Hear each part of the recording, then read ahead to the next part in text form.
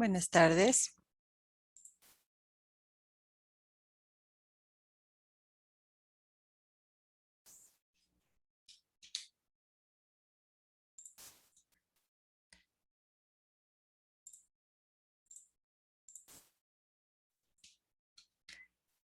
Bueno, qué gusto verles y encontrarnos una semana más en nuestras clases de calidad de software. Como les había comentado, hoy día es una clase especial en el sentido de que es la primera vez que vamos a hacer laboratorios. Tenemos varios laboratorios planificados para este curso. La idea de los laboratorios es que también ustedes al final tengan un conjunto de herramientas prácticas que les permitan darse cuenta de cuál es la tendencia actual en lo que se refiere a test automation, es decir, a la automatización de las pruebas. Entonces vamos a iniciar con una herramienta que se denomina SonarQube y esta herramienta lo que nos va a permitir es realizar el análisis de la calidad del código conforme vamos escribiendo código durante este primer sprint. Entonces, por eso es importante que hoy día tengamos este laboratorio, aprendamos a usar. Cada uno de ustedes va a elaborar un informe individual de la práctica del laboratorio y de ahí todos tenemos que utilizar esta herramienta conforme vayamos codificando durante estas 3 semanas del primer sprint. Entonces, bienvenidos y vamos a empezar sin más. Les voy a compartir mi pantalla y ustedes también les pido que por favor entren en el aula virtual. Acá estoy yo ya en el aula virtual porque tienen que descargarse algunas cosas para poder trabajar hoy.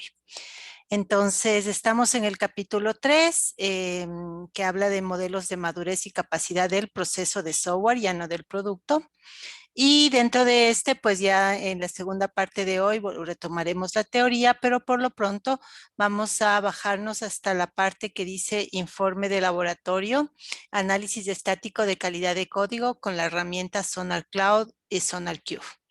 Entonces aquí vamos a, como siempre, a tener el detalle uno a uno de todas las especificaciones, que son 6, y vamos a ir recorriendo una por una estas especificaciones de tal manera que ustedes ahorita mismo van a ir creando la primera parte de su informe de laboratorio.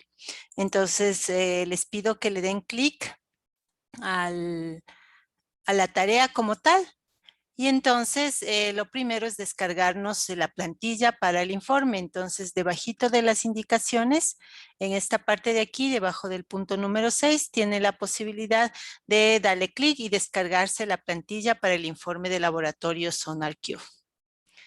Entonces, bájense en la plantilla, por favor.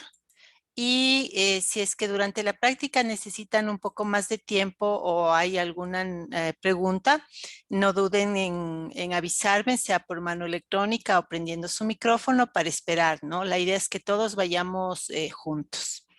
Entonces, bueno, la plantilla que debes ahorita haberte descargado es esta que estoy mostrando ahorita en pantalla, que dice Informe de Laboratorio, Análisis Estático de Código con SonarCloud y SonarQube. Entonces vamos primero a revisar juntos el contenido de esta plantilla, ya que es nuestro primer laboratorio. Entonces acaba tu nombre, ponle de una vez. Con eso ganas tiempo. Por cierto, dale archivo, guardar como y guardarla en una locación segura. Con el siguiente nombre me voy a regresar aquí está. El archivo debe tener este nombre, lab, raya, calidad, raya, código, raya, apellido, raya, nombre. Y va a ser un PDF al final, ¿no? Entonces, de una vez ahorita, dale un archivo guardar como, utilizando esta nomenclatura. Lab, calidad, código, tu apellido, tu nombre. Siempre es bueno hacer eso para evitar pérdidas, ¿no? Y para que te acuerdes también, pues, de utilizar la nomenclatura.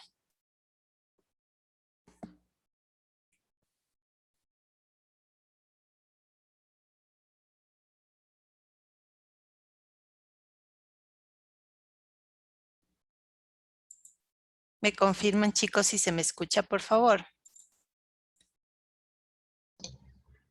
Sí, Chévere, gracias. Sí, es que me salió un mensajito de que estaba sin audio.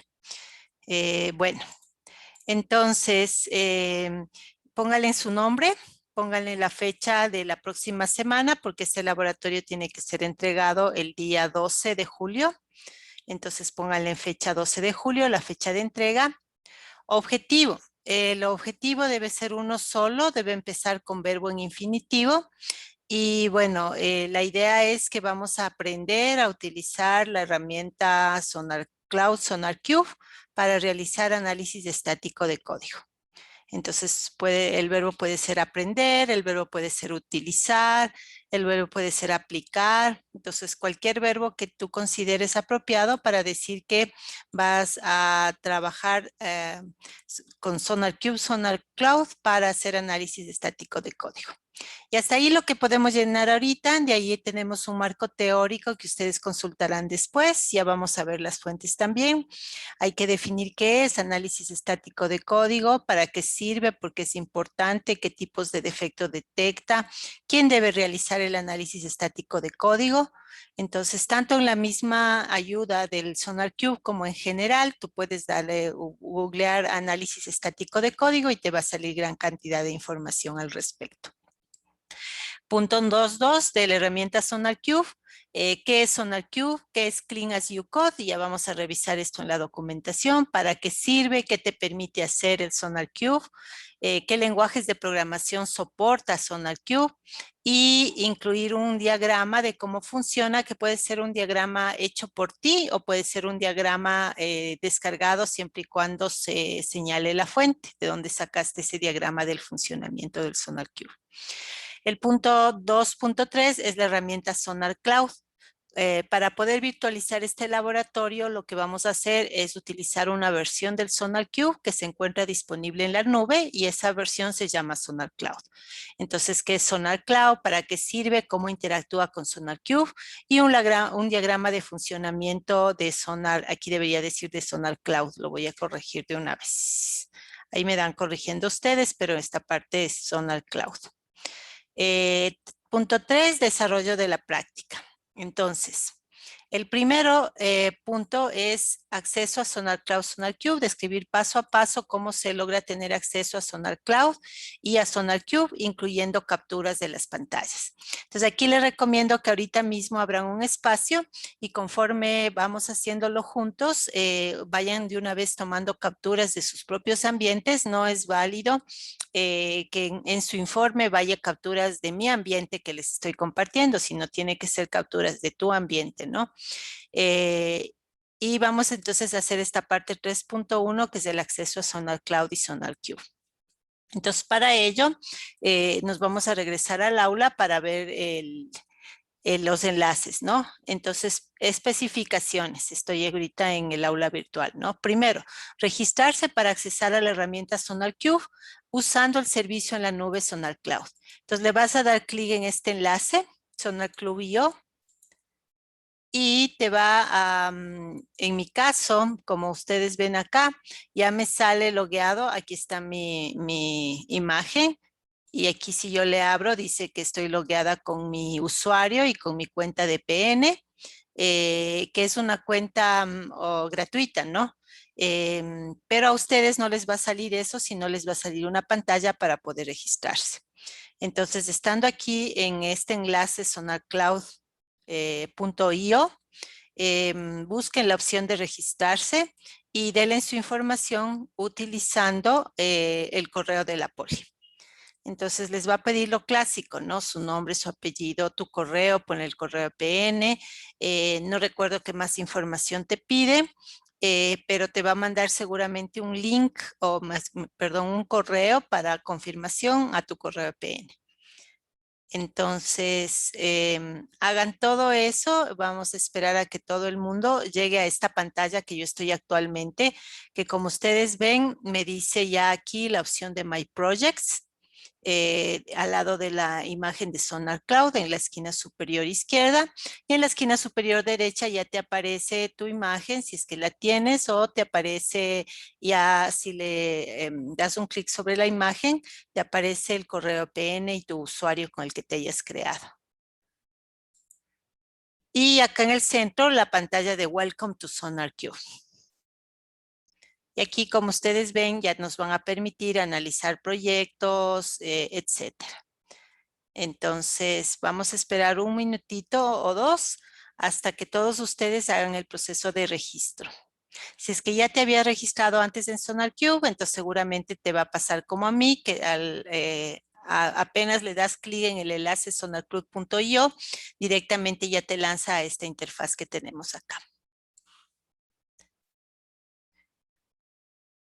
Entonces voy a interrumpir un ratito la compartición para por favor que me avisen con un like a aquellos de ustedes que ya llegaron a la pantalla de Welcome, logueándote con tu usuario IPN. Gracias Francis, gracias Sebas.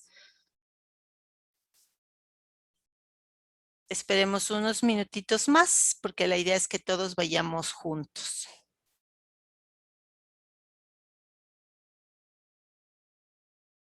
Gracias Henry.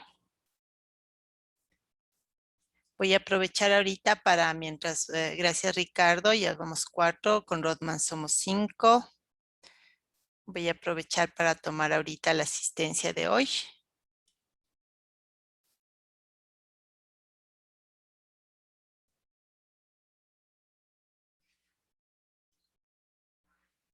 Gracias David, estamos 6.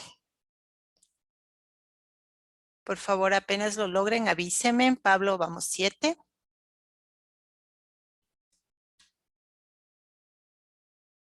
Los demás pueden aprovechar para ya seguir buscando la parte teórica, llenando 9 con Benjamín, 10 con Cristian, 11 con José.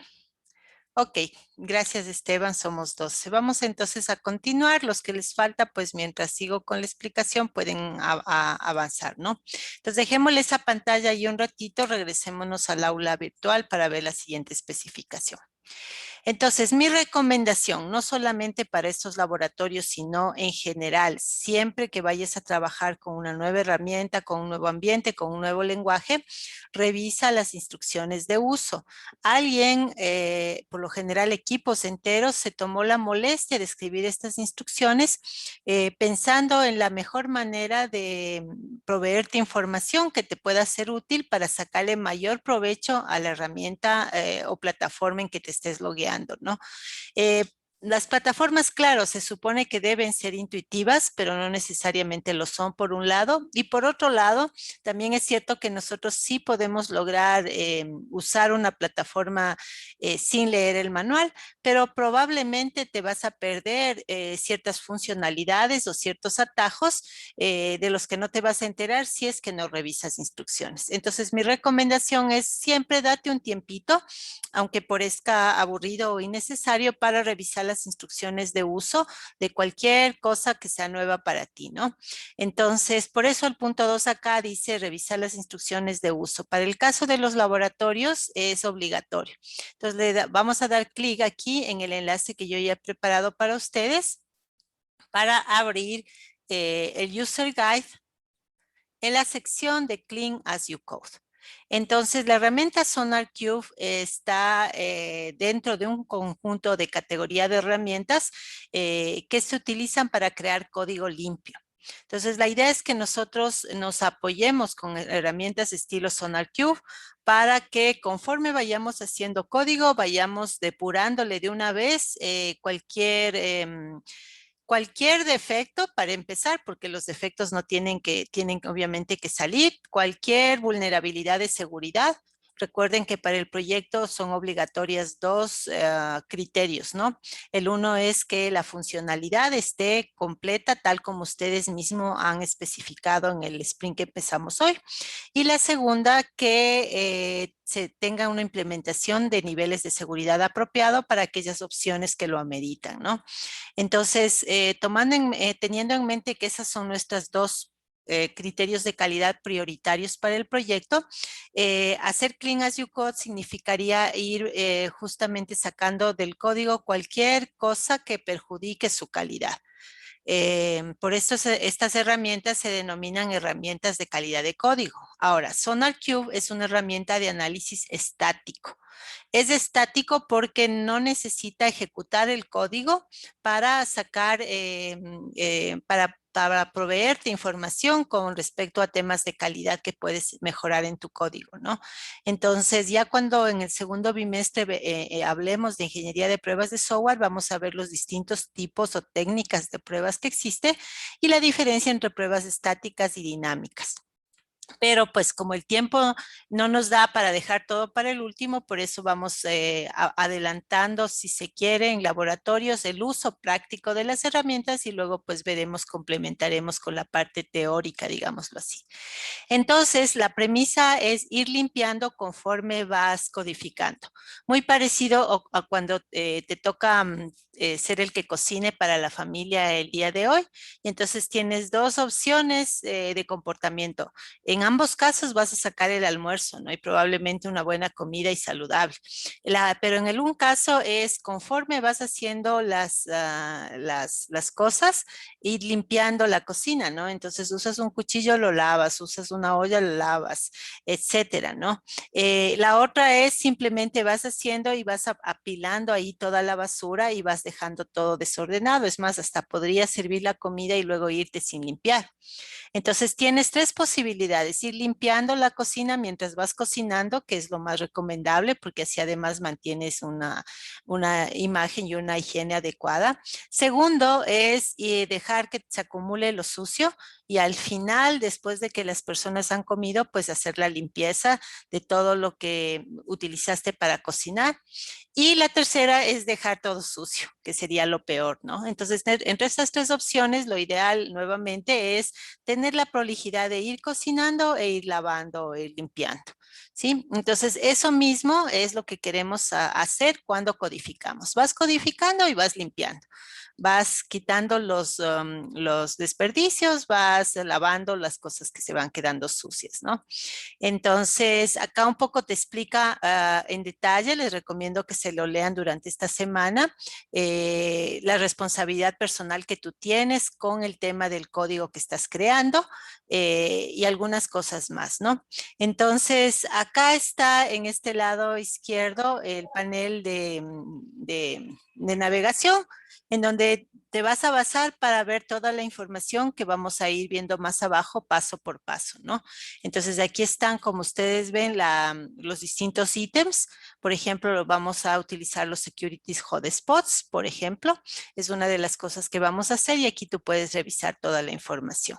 También vamos a utilizar algunas métricas y ahorita mismo ya vamos a hablar del Quality Gate.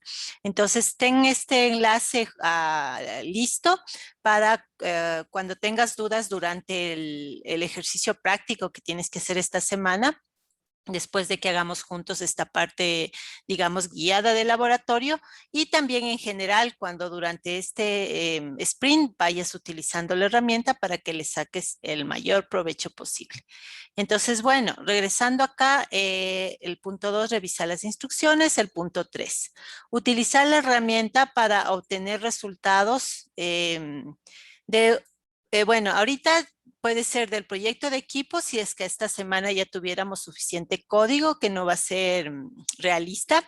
Entonces, en lugar del proyecto del equipo, puede ser un proyecto personal que tú estés haciendo ahorita y ya tengas suficiente código o que tú hayas hecho en el pasado, sea solo o con otros equipos en otras materias o incluso del trabajo, ¿no? O por último, puede ser un proyecto de tercero buscando, por ejemplo, en GitHub. ¿Sí? Entonces, cualquiera de esas opciones es válida. Lo importante es que tú hagas este trabajo individual de utilizar la herramienta para el resultado de un proyecto. Para fines de hoy, de la parte guiada, todos vamos a utilizar este ejemplo y vamos a ir revisando este ejemplo, ¿no? Entonces, agárrense en este enlace. Yo me voy a dar control C, control V porque a veces cuando le doy clic no sé por qué no funciona. Y como ya estás logueado, te debería aparecer esta pantalla de acá. Entonces vamos a esperar, voy a ir cerrando, voy a ir haciendo clean as you code, voy a ir cerrando cosas que no necesito. Entonces, como ustedes ven, aquí está el enlace. Este es un proyecto cuyo ID se llama COVID y es un proyecto que ha sido desarrollado por el usuario el nombre de usuario Dipenlama 22. Entonces tiene que aparecerte acá el nombre del usuario dueño del proyecto, el nombre del proyecto que en este caso es COVID, Y acá asegúrate que estés logueado, ¿no? De hecho, si no estás logueado, no te va a aparecer toda esta pantalla de acá. Entonces, voy a dejar de compartir un ratito para que por favor me confirmen otra vez con un like que ya están en esa pantalla. Gracias, Pablo, William, Sebas. Eh, Esperemos un ratito más. Cristian, Francis, Edison, Benjamín, Henry, perfecto. Chévere. Entonces voy a regresar acá. Y voy a volver acá al punto número 3.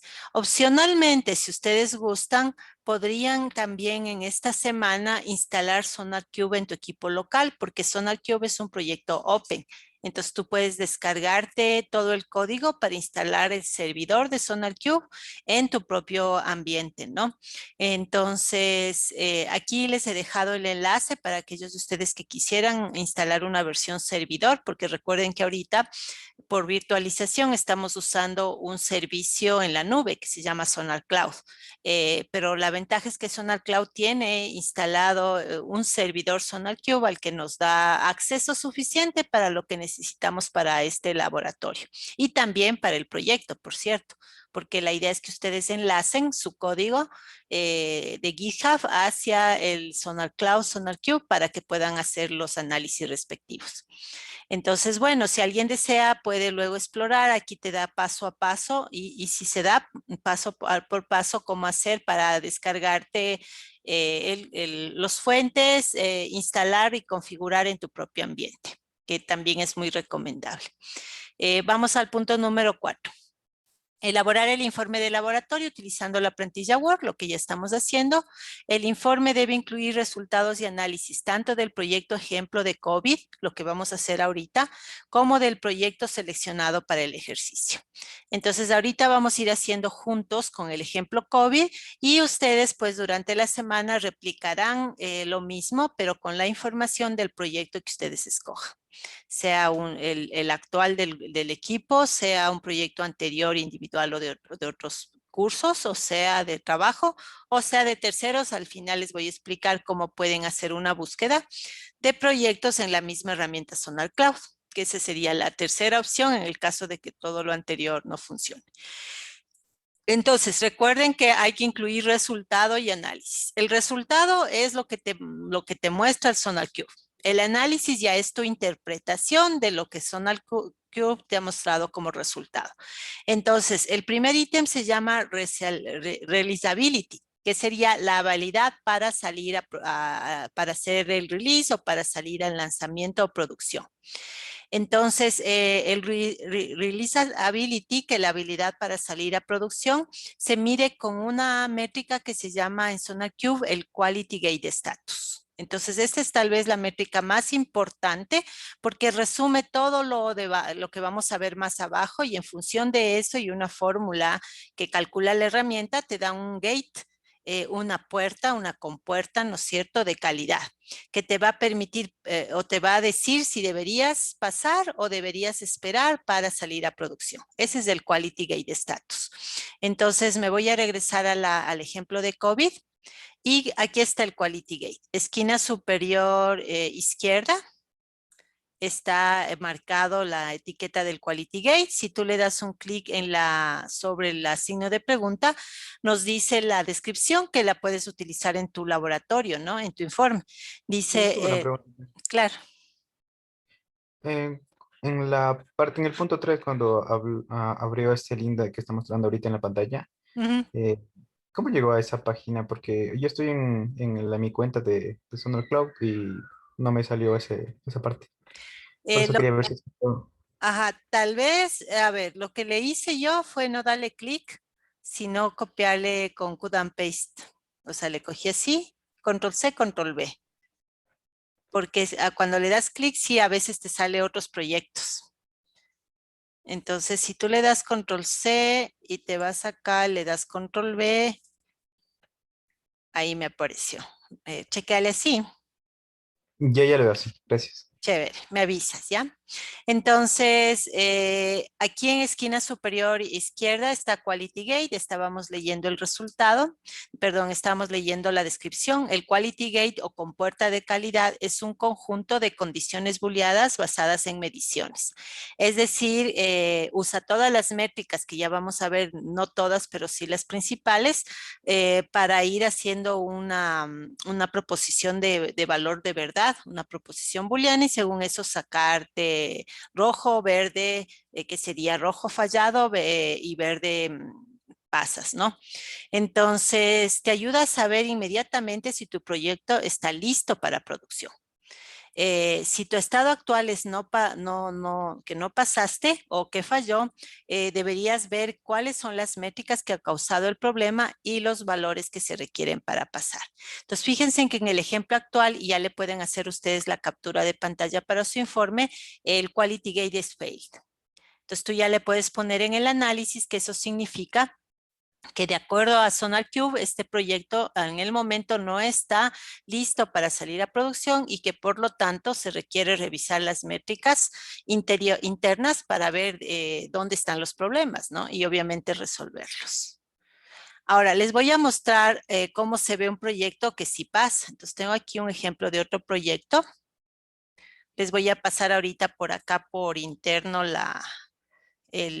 por el chat este enlace para que también lo puedan abrir en su pantalla y si quieren capturarlo, pues puedan también comparar, ¿no? Entonces, fíjense en cómo en este caso, este proyecto del usuario Safe, que es un sistema de comercio electrónico, tiene Quality Gate pasado en verde, ¿no?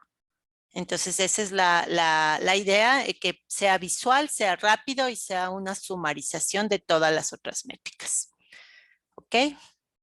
Entonces, este es el WooCommerce, está pasado y el que estamos trabajando nosotros es el proyecto de COVID que está fallido. Yo justamente he escogido a propósito un proyecto, primero que esté accesible, ¿no?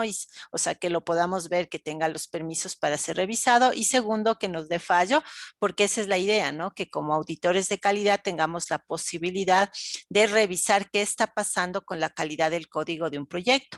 Ahora, este mismo trabajo lo van a hacer ustedes, insisto, para el código generado personalmente. O sea, cada uno de ustedes es responsable de pasar el SonarQube al código que ustedes mismos van escribiendo e irlo depurando o refactorizando. Ya vamos a ver más detalles al respecto. Entonces, bueno, estamos en el Releasability, la habilidad de salir a producción o no, pasar o fallar la salida a producción según SonarQube. Sería muy peligroso e irresponsable sacar a producción un código que el SonarQube te está diciendo que ha fallado. Había que al menos analizar por qué te dice eso y pues mejorar el código antes de salir a producción. Vamos con el siguiente ítem que vamos a ver, que es la confiabilidad. La confiabilidad, como vimos en la norma 25.000, es la capacidad que tiene el producto de generar confianza en los usuarios a través de los resultados correctos, ¿no? Entonces, aquí vamos a ver tres grandes métricas. La primera es el número de bugs. En la herramienta se denomina bugs a los defectos y los bugs se reportan por niveles de severidad. ¿Sí? Entonces existe asimismo una fórmula que clasifica los errores de código, los defectos, perdón, de código por niveles de severidad y entonces puedes revisar cuántos tienes por cada nivel. Además, la herramienta te calcula un rating, cómo está tu código y ese rating es un rating en letras A, B, C, D, E, ya vamos a ver en el ejemplo. Y lo más importante tal vez el esfuerzo de remediación. Entonces la herramienta también te dice, oye, para esa cantidad de voz que tienes, tu rating es C, por decir algo, y tu esfuerzo de remediación es 100 horas persona. Ese es el tiempo que necesitarías para sacar todos esos bugs de tu código, ¿no? Ahora, ¿cómo hace esta estimación? Pues es basado en una base de datos estadística, porque todos los usuarios de la herramienta contribuimos con data, ¿no? Y esa data alimenta el análisis estadístico para poder proyectar esfuerzos de remediación por lenguaje de programación. Acuérdense que una de las preguntas de teoría nos decía cuántos lenguajes de programación soporta el SonarQube. Entonces, en función de los lenguajes de programación, va acumulando esta data y va en base a eso pudiendo dar estimaciones de esfuerzo para que tengas una idea de planificación de cuánto tiempo vas a necesitar. Entonces, vamos a continuar, vamos a la plataforma, al dashboard de nuestro proyecto COVID que estamos usando de ejemplo. Y aquí tienen ustedes, en segundo lugar, debajo del Quality Gate, la etiqueta de Reliability, ¿no? Y enseguida tienen ustedes acá debajo, con el dibujito de un insectito, los bugs. Entonces acá nuevamente si le das sobre el signo de pregunta te dice que un bug es un error, dice aquí, para nosotros sería un defecto de codificación que podría romper tu código y necesita ser arreglado inmediatamente. Entonces los bugs que reporta el SonarQube tienen que ser corregidos. ¿Sí? Es decir, en lo ideal, cuando ustedes entreguen este release y nosotros volvamos a correr el SonarQube de tu proyecto, eso lo va a hacer David al final, debería salir 0 bugs. Y si se quedan bugs residuales, tendría que haber un análisis de ustedes de la razón por la cual esos bugs no necesitan ser corregidos o la razón por la cual no han sido corregidos. Entonces, primero preguntaba la cantidad de bugs, entonces aquí tenemos que son 11. También preguntaba el rating, aquí tenemos que en este caso el rating es C. Y nos explica, ¿no? El Reliability Rating C se da cuando existe al menos un major bug. Entonces recuerden que les dije que los bugs se categorizan, ¿no? Entonces hay al menos uno que es major, o sea, es importante y por eso es que nos está dando un número C. ¿Sí? Entonces para ver los bugs completos, podemos irnos, si no me equivoco, por issues. Aquí yo me voy a bugs. Y en este lado de acá, vuelvo a repetir, ¿no? Estábamos aquí en Overview, aquí vimos que era 11 y el rating era C. Entonces, te vas a Issues. Y en Issues, en los filtros, tienes Bug. Y si le das clic en Bug, a este lado te aparece todos los bugs uno por uno. Entonces, si tú te fijas, aquí me está diciendo cuántos son major. Aquí está marcado, este es major, este es major, este es major. Veamos si más abajo hay otros que no sean major. En este caso, todos son major, ¿no? Y lo que es interesante es que te puedes ir directamente al código y aquí te dice qué tipo de errores. Aquí hay unos errores en text decoration, aquí hay un error en lo que es un font, aquí hay un error que se ve importante. Se esperaba una asignación o una llamada a la función y en su lugar se ha puesto una expresión, entonces esto ya demuestra un error de lógica de programación. Fíjense en que acá arriba me dice cuál es el archivo de código, en este caso es en bootstrap.bundle.js, es en JavaScript que tenemos ese error, ¿no? Entonces, así sucesivamente. Entonces, aquí tienes la división por mayor y minor y todas las otras categorías. Voy a irme al otro proyecto para ver si ahí a lo mejor eh, nos marca otro tipo de errores. Fíjense en que en este que pasó son 429, ¿no? Son bastantes, sin embargo, aquí tenemos que te da E, cambió el E porque hay uno que es blocker, ¿no? Un blocker es todavía más importante que un major, ¿no? Es uno que te haría que se te muere este producto. Entonces, si nos vamos a issues, si nos vamos a bug, hay varias formas de llegar, ¿no? Pero para usar la misma, fíjate que aquí tenemos otros tipos, ¿no? Un bug crítico, los major que ya habíamos visto, y por acá abajo en algún lado tiene que estar, aquí están más críticos. Y si vamos bajando, en algún lado tienen que estar los blockers, el que es blocker. Bueno, creo que es el critical, ¿no? Ese critical que vimos sería el blocker. Entonces, igualmente aquí puedes ver de qué se trata el error y me voy a regresar a nuestro proyecto, más bien al de COVID, y voy a coger el de la función. Y si yo le doy clic sobre ese, fíjense en que ahorita está señalado, ¿no? Me lleva directamente al código. Entonces, ni siquiera necesitas ir a buscar a mano el archivo de la función o en ambiente integrado, sino que ya como estás unido con GitHub, directamente tiene acceso. Y en este caso me sigue marcando cuál es el problema y me está poniendo en rojo dónde está el ubicado, digamos así, el defecto. Y pues ahí sí ya tendríamos que analizar la lógica y ver cómo se lo corrige, ¿no? Entonces, ese es básicamente este ítem de reliability. Nuevamente, tres cosas necesito. El conteo por niveles de severidad, el rating, y el remediation effort. Eso nos falta ver. Entonces, me voy a regresar acá, al de COVID. Me voy a regresar al overview. Y me parece que en la pestaña de code, no.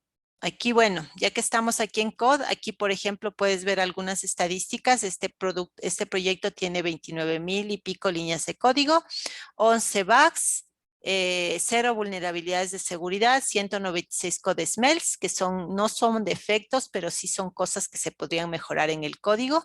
Se podría traducir como olores en el código, 49 hotspots de seguridad y 22% de código duplicado.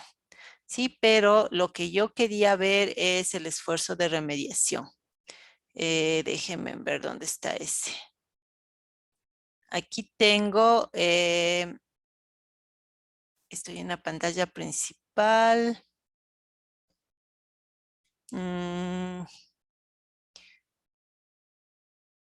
Aquí está la deuda, donde dice mantenimiento, maintainability. Aquí tienes que la deuda técnica, en este caso, es el tiempo estimado que tomaría corregir, son 2 días.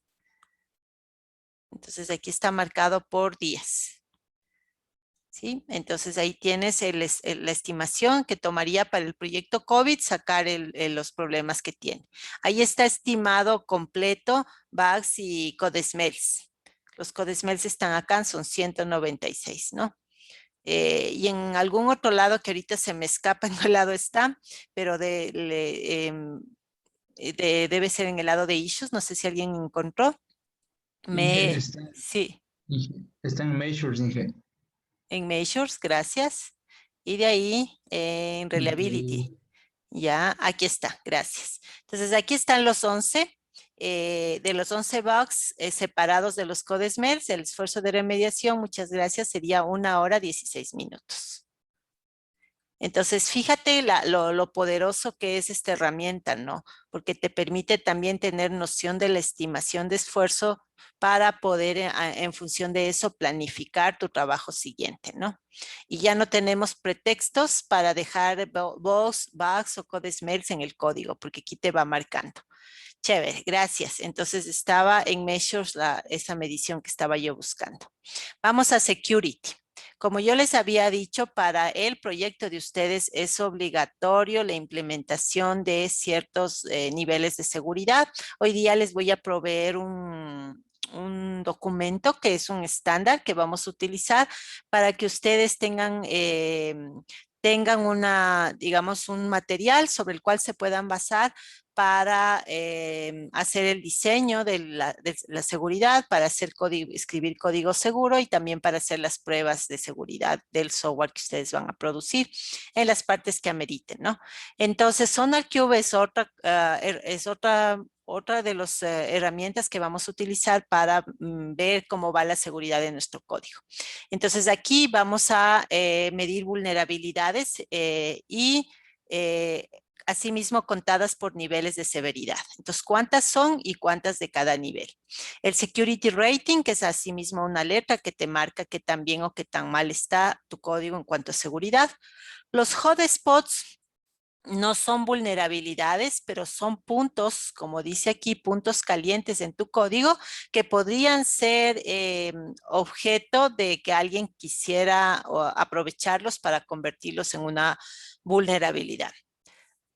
Tenemos el review rating, tenemos las categorías. Las vulnerabilidades, lamentablemente no hay en cuanto a seguridades, no hay un solo estándar aceptado a nivel mundial. Hay varias opciones, entonces lo que ha hecho SonarQube es categorizarte por las opciones más conocidas o más utilizadas, ¿no? Entonces, por eso aquí en las categorías vamos a buscar el conteo de vulnerabilidades y de hotspots por 3 tipos de opciones, ¿no? Lo que se llama OWASP, que es tal vez la más utilizada. Otra que también es bastante utilizada, que se llama SANS, y finalmente CWE. Entonces, el SonarQube trabaja con estos 3, digamos, organizaciones que categorizan los tipos de vulnerabilidades y hotspots de seguridad, y la herramienta pues te provee o te reportea sobre esas 3. Entonces vamos a ir a nuestro proyectito.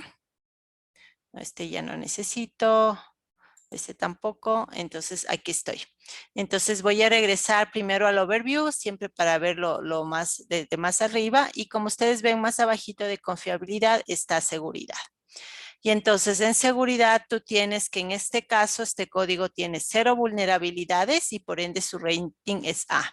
A significa que no existen vulnerabilidades. Sin embargo, este código sí tiene 49 security hotspots, y aquí en el signo de pregunta puedes ver que te dice que esto es un código que es sensible a la seguridad, podría ser objeto de un problema de vulnerabilidad, y por lo tanto hay que revisar a mano para asegurarte que en efecto no es un problema, o sea, es como una sospecha que tiene el SonarQube, y tú tienes que ver a mano si la sospecha es válida y si en realidad son vulnerabilidades. Entonces, 100% seguras vulnerabilidades no encuentra SonarQube, pero encuentra 49 posibilidades de vulnerabilidades, ¿no? Entonces, para ver Una preguntita. claro, dime. Antes de que le pasemos de tema, en la parte de los bugs, usted tiene en el proyecto que tiene el Quality Gates está como Passet. Ujú. ¿Por qué si ese tiene bugs con una categoría E, con una categoría de blocker, el Quality Gates está en Passet y el otro que tiene menos y con una categoría menor, o sea, C, está como file? Ujú. Sí, a lo que se refiere José es que me voy a volver al WooCommerce, que es el otro proyecto. Como yo les había comentado, en este WooCommerce la categoría es que pasó, mientras que en el COVID, el que estamos usando como ejemplo principal, la categoría es que falló. O sea, ahorita el SonarQube no te dejaría ir a producción. Sin embargo, acá tenemos una menor cantidad de bugs y es de tipo C, y acá tenemos una mayor cantidad de bugs que son de tipo E. ¿Sí? Entonces, aparentemente nuestra lógica nos diría que este proyecto no debería estar con Quality Gates pasado, sino fallado. Entonces, ahí lo que hay que analizar, y para eso hay un documento bastante grande que se llama, me parece que se llama el libro blanco de SonarQube, que es donde tiene toda la explicación de las fórmulas utilizadas para todos estos elementos, y cómo todos estos elementos, no solamente el debug, sino todos los que están más abajo también, te permiten llegar a una determinación algorítmica de si pasa o no pasa. Ahora, la pregunta, o sea, es decir, este pasa acorde al algoritmo que utiliza SonarQube. Este no pasa acorde al algoritmo que utiliza SonarQube. El algoritmo está explicado en ese documento que les que les estoy contando, que es una metodología para hacer ese cálculo, básicamente basado en todas estas métricas que también están explicadas ahí.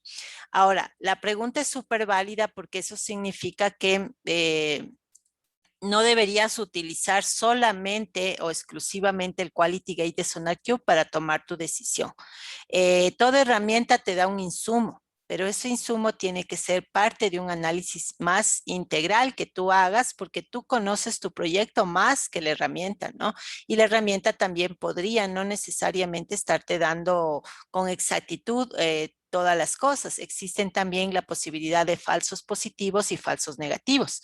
¿sí? Es decir, que se le esté escapando en un bug o que te esté reportando un bug que en realidad no existe o no es, ¿sí? Entonces, sumarizando, ¿por qué aquí marca fallo y por qué aquí marca paz? Es porque acorde al algoritmo de la herramienta y tomando en cuenta todos los parámetros, eso es lo que decide, ¿no?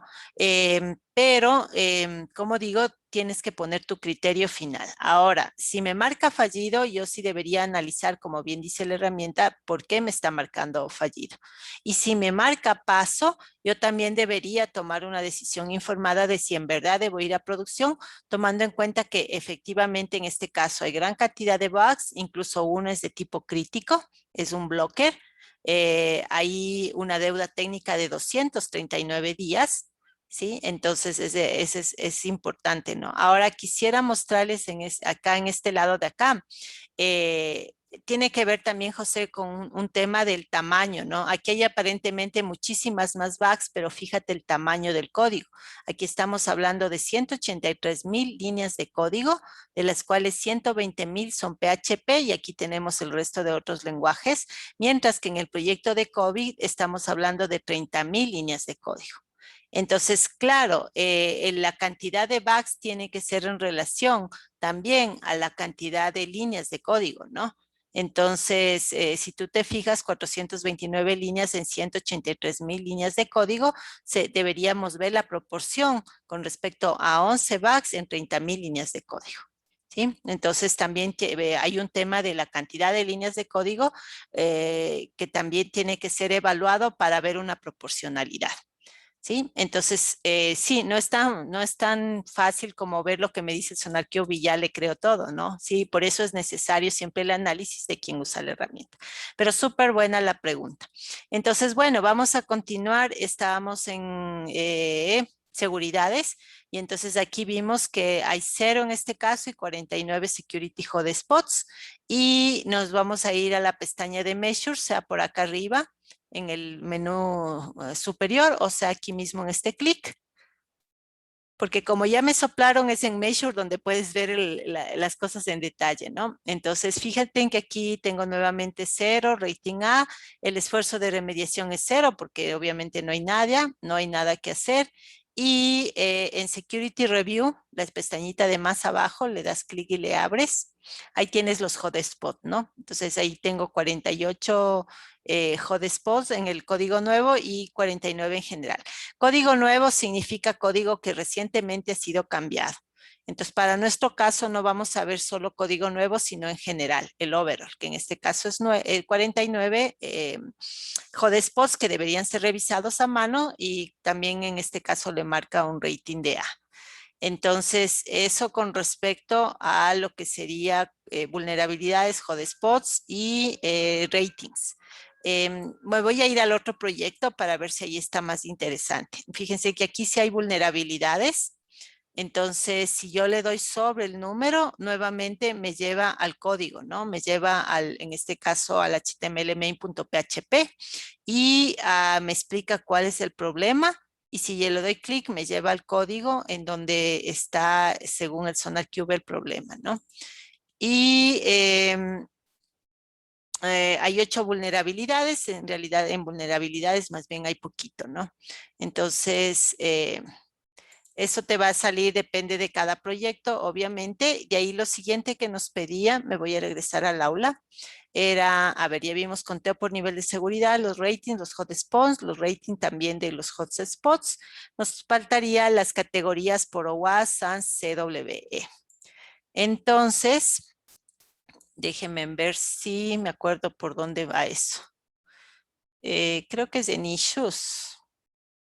Y en issues... categorías de seguridad, aquí. Este sí queda en issues, entonces por eso andaba yo confundida. Entonces, bueno, no son muchas opciones igual, ¿no? Pero para ver las categorías te vas a issues y en issues te vas a la pestaña de security category. Entonces, fíjate que aquí tenemos los 3 que maneja a nivel de seguridad. Es el OWASP, que es para web, el SANS, que es una estandarización, y la CWE, que es otra, ¿no? Entonces, para el OWASP te mide los 10 más importantes problemas de seguridad de OWASP. En este caso no hay, en este caso tampoco y en este tampoco, porque acuérdense que estaba con, no miento, aquí sí le encontró, mira, con CWE sí encontró 7 de tipo CW482 y 7 de tipo CW563.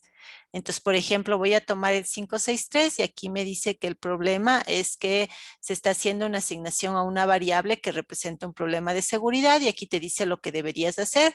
Deberías remover este campo privado o refactorizar el código, ¿no? Aquí te explica por qué eso es un problema. Entonces, si yo me voy al por qué, aquí me va a decir por qué yo debo remover todos los campos privados que no son leídos, y te da algún ejemplo también. Entonces, puedes ir aprendiendo también buenas técnicas, buenas prácticas de programación, y como siempre, si le das el clic, te lleva exactamente al lugar en donde está el problema según el SonarQube. Entonces, me voy a ir al otro proyecto, al de backup, para ver acá qué nos marca. Entonces, nuevamente en Issues te vas a Security Category, y fíjese que aquí abro WASP y aquí sí me marcan 4 instancias del código A3 de los WASP, que es exposición de datos sensibles. Este es algo que sí nos podría afectar a nosotros, ¿no? Porque nosotros sí vamos a manejar datos sensibles dentro de nuestro proyecto. Entonces, si yo le doy clic aquí, aquí me salen los 4 para que puedas analizar por qué es un problema y para que puedas ir al código específico, y también para que veas qué es lo que te recomienda hacer. En SANS Top 25 me está diciendo que no tengo problemas, y en CWE tampoco. Sí, hay 4 problemas, pero no son CWE, dice. Entonces, en este caso, los 4 problemas son de Sensitive Data Exposure, que es el top 10, tercero dentro del top 10 de lo WASP. ¿Sí? Entonces, no se olviden de ir haciendo sus capturas para que vayan ganando tiempo. Vamos a avanzar a mantenibilidad. En mantenibilidad están los codesmels, que son código que debería ser mejorado, que debe ser revisado y refactorizado, también por niveles de severidad. La deuda técnica, esta vez sí es la deuda técnica no de errores, sino para dar mantenimiento y quitar los codesmels, y el rating de mantenibilidad. Entonces, como se imaginarán, la misma cosa, te vas al overview, te vas a la sección mantenibilidad, y aquí tienes claramente el número de codesmel 196, y tienes la deuda técnica, que en este caso es 2 días, ¿no? La deuda técnica igual es un estimado que es basado en una fórmula estadística, como les comentaba. ¿Sí? Entonces, y aquí si yo le doy clic en el 196, o me voy a Issues Codesmel, me van a aparecer todos los issues, ¿no? Por ejemplo, aquí me está diciendo que remueva un using, una etiqueta using que es no innecesaria. Este es un minor, pero vale la pena que lo revises y si es posible lo quites. Fíjense en este de acá que es crítico, ¿no? Es un codesmel, o sea, no le marca como bug, sin embargo te dice es crítico, y tiene que ver nuevamente con este campo privado, con temas de seguridad. Y así sucesivamente. Entonces, esa es la mantenibilidad. Vamos al siguiente, que es duplicados. Las duplicaciones son importantes de quitar, porque cuando tú duplicas código, dificultas muchísimo el mantenimiento. Digamos que el código lo duplicas 5 veces y luego descubres que hay un problema en ese código y lo debes modificar. Como está duplicado, no está llamado a través de una función o no está haciendo herencia, significa que deberías localizar esos 5 lugares donde duplicaste ese código para hacer el cambio. Entonces, tu costo de mantenimiento se quintuplica en ese caso. Entonces, por eso el codesmel te ayuda a revisar dónde has duplicado código, te dice la densidad de duplicación, tanto en número de líneas duplicadas, número de bloques duplicados, número de archivos duplicados. Entonces, nuevamente en el ejemplo, nos vamos al overview, te bajas un poquito más y ahí tienes la sección de duplicaciones. Está de acá abajo. Entonces, en este caso hay un 22% de código duplicado. Hay 4 bloques duplicados. ¿sí? Bloques enteros duplicados, ¿no? Y si yo me voy a Measures, seguramente me va a dar más información. Entonces, fíjate que aquí está la densidad, que ya dijimos, 22.1%. El número de líneas duplicadas son 8.826, con 4 bloques duplicados, y el número de archivos duplicados, que era la otra cosa que nos pedía el laboratorio, es 2 archivos duplicados. ¿Sí? Entonces aquí te está diciendo todo lo que te has hecho de copiar código de un lado a otro, ¿no? Que es súper malo para mantenimiento, para analizabilidad, para testing. O sea, hay un montón de problemas detrás de esta mala práctica de duplicar código. Y bueno, vamos ahora a tamaño. Tamaño medido en líneas de código, más líneas de comentario. También cuántos statements o instrucciones hay, cuántas funciones hay, cuántas clases hay, y también el desglose del proyecto por líneas de código según el lenguaje. Entonces, todo esto lo puedes encontrar en el overview, en este ladito de acá. ¿Sí? Entonces aquí tenemos 30.000 líneas de código, 17.000 JavaScript, 13.000 en CSS, 102 en C#, 89 en HTML. Entonces aquí tenemos el desglose por lenguajes de programación. Para ver el tema de cuántas funciones, clases y demás, no es en código, es en issues o es en measures. Veamos si es en measures. Acá estoy en tamaño. Si te vas a measures, si te vas a size, le abres y ahí tienes, ¿no? Entonces aquí está que de las 39.000 líneas del proyecto, 29.000 son de código, 29.000 son de código, 9.000 son funciones, 9.000 son instrucciones, 1.600 funciones, 4 clases, 22 archivos, y las otras líneas son comentarios, ¿no? 40.000 líneas de comentarios, que da un 12% de comentarios. Comentar sigue siendo una buena práctica de programación, siempre y cuando obviamente los comentarios hagan sentido, ¿no? Y ahí nuevamente viene la reflexión de José. ¿Qué tal si yo, para Magali al SonarQube, cada vez que escribo una función, creo un comentario cut and paste que no diga nada dentro, sino solamente algo así? Te estoy engañando, SonarQube, en unas 10 líneas. ¿Sí? Y como pongo eso en cada función, en cada clase, en todo lado, obviamente eso le va a contar SonarQube para esta métrica de aquí, y también para el porcentaje de comentarios como un buen porcentaje. Entonces, no basta que el comentario esté presente, semánticamente ese comentario debería tener un valor también. Y eso es algo que ya el SonarQube no lo puede determinar. Entonces, la herramienta pues hace su trabajo hasta donde puede, ¿no? Entonces, esa es la parte de tamaño. Vamos a algo que vamos a aprender en el segundo bimestre, que es la complejidad ciclomática y cognitiva.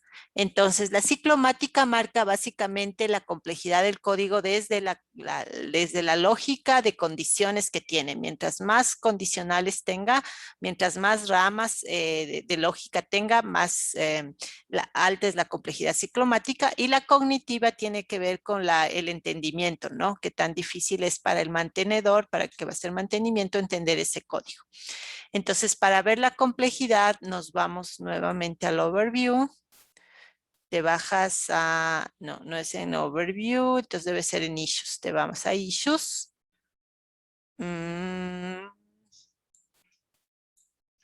Entonces en measures, la tercera es la vencida. Aquí está, disculpen, en measures te vas a complejidad, abres complejidad y aquí tienes los dos valores que está marcando. Está marcando una complejidad ciclomática de 5.480 y una complejidad cognitiva de 29.158. Para entender qué es la complejidad, ¿no es cierto? Como ves aquí, la ciclomática es el flujo de control de la aplicación, el número de casos de prueba requeridos para hacer una cobertura total. ¿Sí? Y mientras que la complejidad cognitiva es la medida de qué tan difícil es entender. Entonces, fíjate que aquí me está diciendo que este código necesitaría un mínimo de 5.480 casos de prueba para cubrir todas las ramas o bifurcaciones que tiene. Eso es lo que te está diciendo. Y la complejidad cognitiva es bastante alta, ¿no? 29.158. Entonces, eso como para tener una idea de la dificultad de mantenimiento a través de la complejidad. Y aquí están las dos. Aquí tengo un pequeño error, ya lo voy a corregir en complejidad cognitiva. Y con eso terminarías el informe.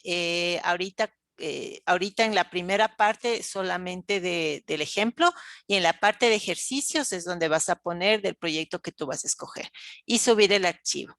Entonces me voy a regresar a la plantilla. Sí, aquí estoy. Entonces, en el desarrollo de la práctica teníamos el acceso, paso a paso de la práctica, documentar cada paso de la práctica, incluyendo ¿cómo es? Las capturas con los resultados, en este caso del ejemplo de COVID. Y en la resolución, dar respuesta a todas las preguntas, incluyendo las fuentes de información, y el ejercicio, el paso a paso, asimismo capturando todo, ¿no? Entonces, la bibliografía en formato IEEE, y si quieres anexos de, por ejemplo, del proyecto que hiciste o cualquier otra cosa que quieras anexar, es opcional ponerlo en el punto 6. Entonces, eso es básicamente lo que les quería mostrar con respecto a la herramienta SonarQube. Como ustedes ven, es una herramienta bastante amplia que contiene una gran cantidad de métricas para analizar la calidad del código, y lo importante es que la herramienta analiza el código desde su entendimiento del lenguaje de programación en que esté hecho, independientemente de del dominio de la aplicación del código. Es decir, por ejemplo, nosotros hemos analizado el caso COVID sin saber exactamente cuáles son las funcionalidades de este proyecto COVID, sin haber visto una sola interfaz, sin haber ejecutado ni una sola línea de código, ¿no? Lo hace desde algoritmos que analizan la lógica desde el lenguaje de programación, desde las buenas prácticas del lenguaje de programación y desde análisis estadísticos y fórmulas que utiliza por dentro con la metodología que les comentaba. Entonces, hasta ahí damos por cerrado la práctica. Me gustaría escuchar comentarios de las personas que no habían utilizado antes. René Simbaña, por favor. Cuéntame qué te pareció esta herramienta en esta primera oportunidad de uso que has tenido.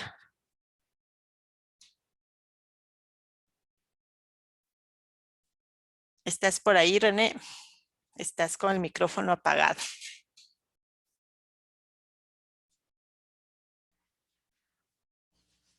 Ok, parece que tenemos una fuga virtual. Vamos con Henry Cordovillo.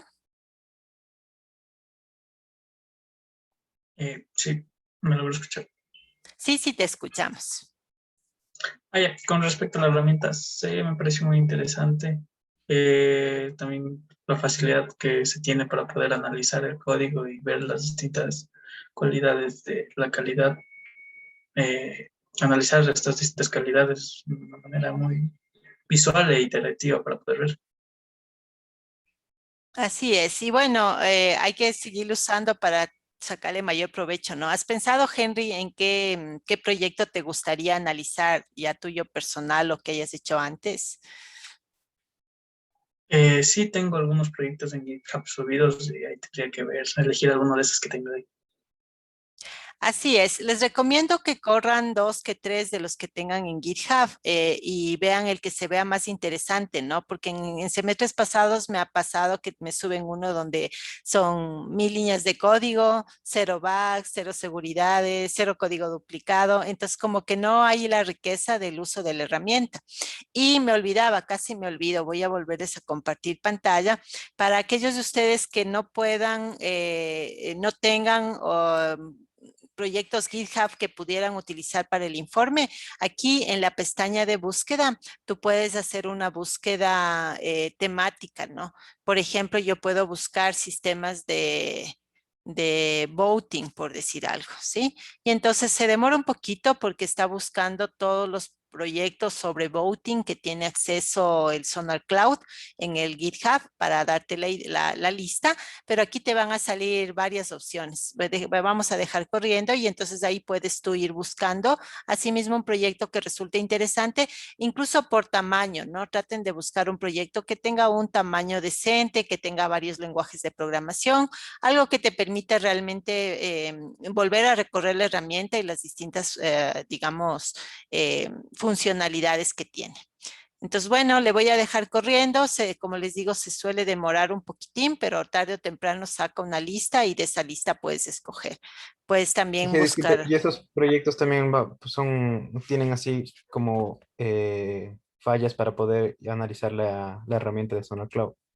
Depende, o sea, tienes que buscar uno que esté con fallitas, pero sí, por ejemplo, los que están, porque hay muchos que son open y están en proceso de desarrollo, entonces por eso aparecen con fallas, ¿no? Entonces sí, con seguridad vas a encontrar más de uno que tenga suficiente código y suficientes bugs y problemas de seguridad como para que te sirva para el informe, ¿no?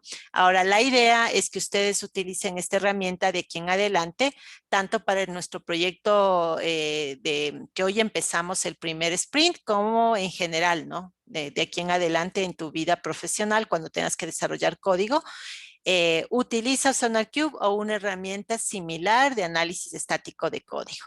Actualmente SonarQube es como la más utilizada y tenemos la ventaja de que es bastante funcional en la versión gratuita y también de que puedes descargarte en un servidor si quieres, por ejemplo, tener más control sobre el servidor general y para tener un tema de no tener en GitHub, sino en un repositorio, digamos, privado, si es que así quisieras. Entonces, ese es nuestro primer laboratorio y vamos a seguir trabajando la próxima semana. Vamos igual así mismo en la primera parte de la clase a hacer el segundo laboratorio de este bimestre, tal como estaba planificado. Entonces, como empezamos el primer sprint, quería contarles que si cualquiera de ustedes, cualquiera de los equipos necesita un mayor apoyo de mi parte, está abierta siempre el horario de la clase que no nos estamos viendo regularmente, que es la del miércoles. Nada más me escriben por interno, me avisan qué equipos son y acordamos dentro del horario de la clase de los, no es de los, sí, es de los miércoles, dentro del horario de la clase que no estamos teniendo, podemos acordar con el equipo para revisar lo que ustedes necesiten por un lado. Por otro lado, también siempre está abierto la posibilidad de conectarse con David, que él está un poco incluso más al tanto, con mayor capacidad de atenderles a ustedes en cosas más de detalle, tanto del uso de Jira como del uso de GitHub, ¿no? Entonces tienen que coordinar con David para que David tenga acceso, o sea, dar los permisos apropiados públicos para que David y yo tengamos acceso a GitHub y podamos también correrle SonarQube desde afuera a los proyectos de ustedes. Entonces, con eso cerramos esta primera parte y vamos entonces ahora a ir al aula virtual para avanzar un poquito con teoría, ¿no? Entonces, estábamos, como veíamos, en el capítulo 3. Aquí tienen ustedes ya la grabación de la clase pasada y para mañana espero ya tener la grabación de esta clase. Pueden ustedes descargarse ya las normas 9001 y 90003 para que la tengan a consideración. Acuérdense que la 9001 te permite o te indica cómo implantar un sistema de gestión de calidad en una organización para que la organización pueda certificarse. Y la 90003 te da las guías para la implantación de la 9001 cuando la empresa es de software. Hoy día vamos a ver unas normas adicionales y pues yo les publicaré aquí también los textos completos de las normas que dispongo para su uso, ¿no? Si ya se habían descargado las diapositivas del capítulo 4, les pido que por favor se vuelvan a descargar porque he hecho algunas actualizaciones, sobre todo en la última parte. No sé si avancemos hoy a llegar hasta el final, pero en todo caso, vuélvanse a descargar para que tengan la última versión para estudiar para el examen. Las preguntas del examen van sobre las diapositivas, no van sobre el libro completo porque es muy extenso, sino sobre el contenido de las diapositivas. Por eso es importante que ustedes tengan siempre la última versión para que puedan estudiar para el examen. Y entonces también de pasito y antes de olvidarme ya les he incluido acá la plantilla para el informe del proyecto individual y también está abierta la opción para subir el informe individual cuando llegue su tiempo, que como habíamos quedado es a fines de julio, exactamente el 21 de julio.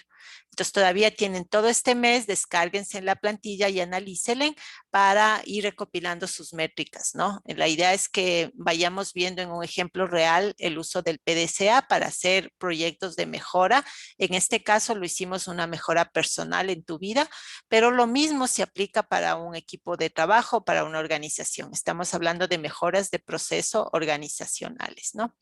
Entonces, con eso en mente, creo que no tengo nada más que mostrarles aquí en el aula y voy a más bien a compartirles el PowerPoint, donde nos habíamos quedado la clase pasada. Debe ser este, veamos.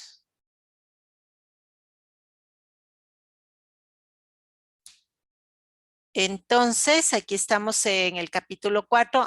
Esta vez no vamos a hacer ejercicios del capítulo 4, no porque no hayan ni sean interesantes, sino porque tenemos, quiero también, pues obviamente, que la carga de trabajo sea una carga de trabajo equilibrada. Entonces, por esta semana individual solamente el informe y acabamos ya de hacer la mitad del informe, la otra mitad es replicar lo mismo pero con otro proyecto.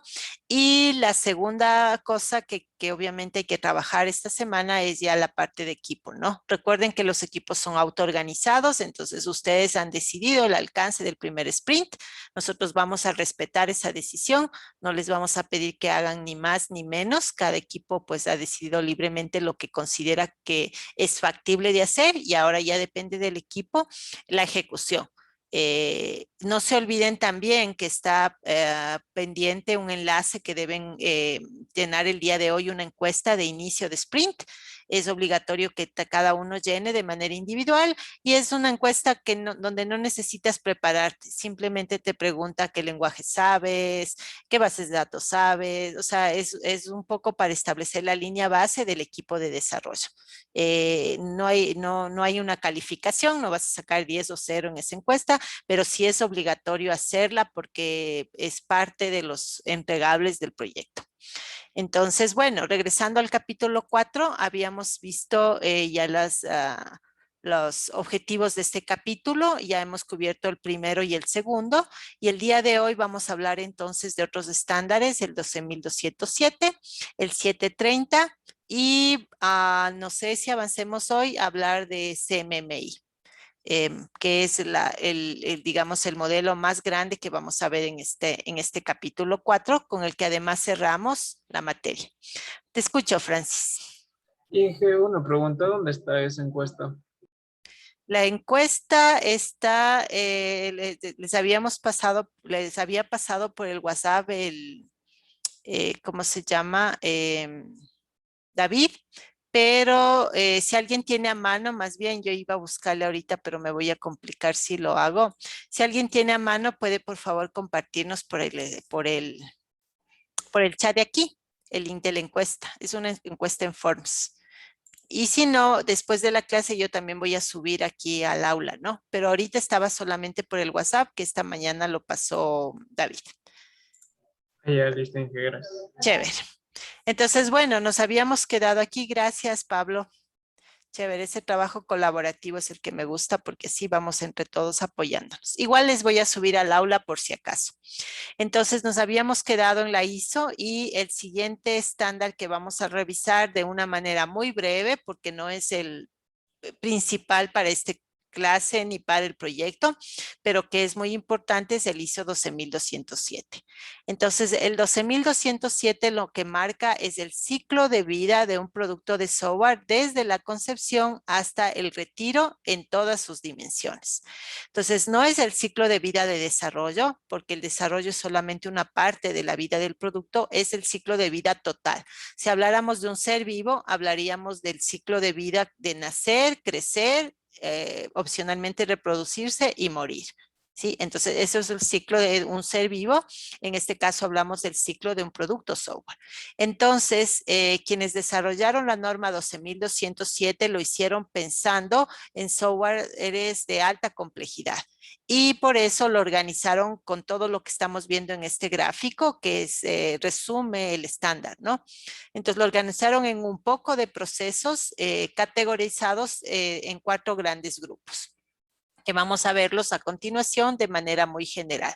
El grupo número 1 se llama procesos de acuerdo e incluye dos procesos. El proceso para comprar software llamado acquisition y el proceso para vender software llamado supply. Entonces, esto para la etapa del software en donde es comprado, donde es vendido por alguien y comprado por alguien más. Entonces, estos dos procesos se complementan y se llaman de acuerdo porque habrá algún acuerdo contractual para hacer esa compra-venta del producto, ¿no? El segundo grupo es el grupo de procesos que tienen que ver con el proyecto desde la parte organizacional. Entonces, aquí te hace notar el ISO que hay un poco de cosas importantes que debe tener en pie la organización para poder llevar con éxito un proyecto de desarrollo de software. Entonces, primero, tiene que tener una manera de gestionar el modelo de ciclo de vida que estés utilizando, cualquiera que este sea, el 12207 o por ejemplo, el 29110, que es el que nosotros en realidad vamos a utilizar en el proyecto. Ya les voy a contar por qué razón, no este, sino el otro. También tiene que haber un proceso para gestionar todo lo que es la infraestructura. Por ejemplo, ahorita para hacer el laboratorio nada más, a pesar de que lo hemos hecho de la manera más simple posible, hemos necesitado que exista una infraestructura en la nube, que esa infraestructura en la nube, que es el Sonar Cloud, nos permita acceso gratuito a través de un registro validado de nuestra cuenta educativa.